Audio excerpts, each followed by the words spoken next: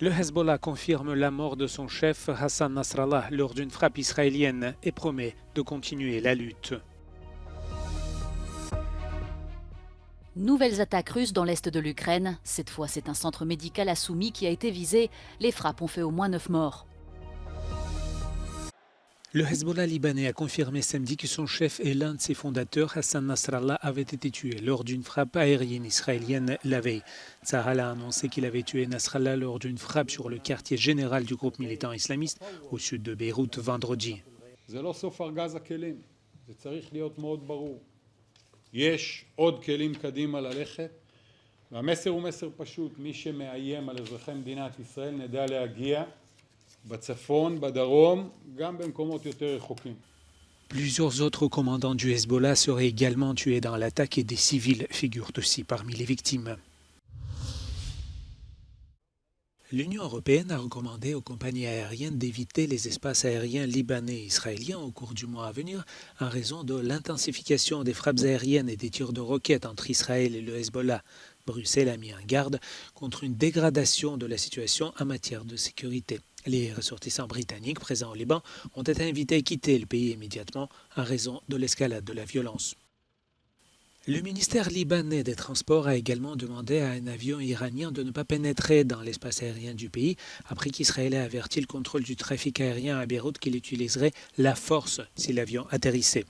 Le Hezbollah a confirmé que son chef Hassan Nasrallah avait été tué lors d'une frappe aérienne israélienne. Dans un communiqué, le groupe militant palestinien Hamas a présenté ses condoléances à son allié, le Hezbollah. Immédiatement après la confirmation du Hezbollah, les gens ont commencé à tirer en l'air à Beyrouth et dans d'autres régions du pays pour pleurer la mort de Nasrallah.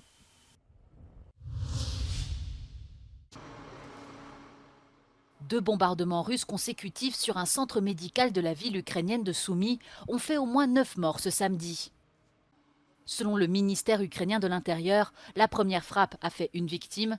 Quelque temps plus tard, la Russie est revenue à la charge alors que les patients et le personnel étaient en train d'évacuer. En plus des 9 personnes tuées lors des deux frappes, 12 personnes ont été grièvement blessées.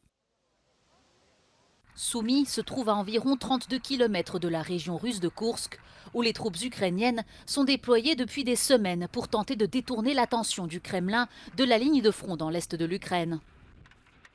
Plusieurs centaines de kilomètres plus loin, le ministère russe de la Défense a déclaré que les défenses aériennes russes avaient abattu dans la nuit 4 drones ukrainiens au-dessus de la région de Belgorod et un au-dessus de Koursk, 2 zones frontalières avec l'Ukraine.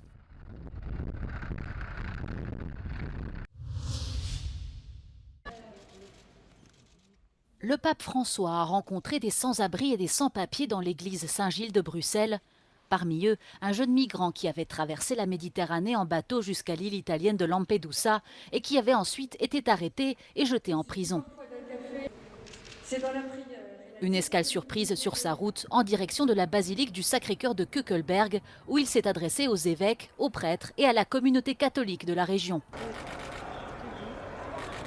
Les personnes présentes ont lu des lettres dans lesquelles elles interpellaient le souverain pontife et partageaient des questions sur divers aspects de l'Église catholique. La veille, François avait également reçu des critiques de la part du roi belge, du Premier ministre et du recteur de l'Université catholique de Louvain sur les dissimulations de l'Église catholique des abus sexuels commis par le clergé et de son refus de répondre aux demandes des femmes et des catholiques LGBTQ+, pour une place dans l'Église. Selon eux, ces scandales auraient affaibli l'autorité morale de l'Église qui aurait besoin d'une réforme, comme par exemple ordonner des femmes prêtres.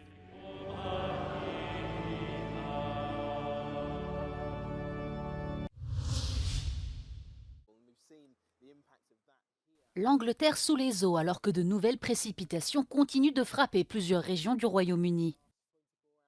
L'autoroute M5, principal axe routier du Gloucestershire, a été inondée, obligeant les automobilistes à passer la nuit dans leur voiture en attendant sa réouverture.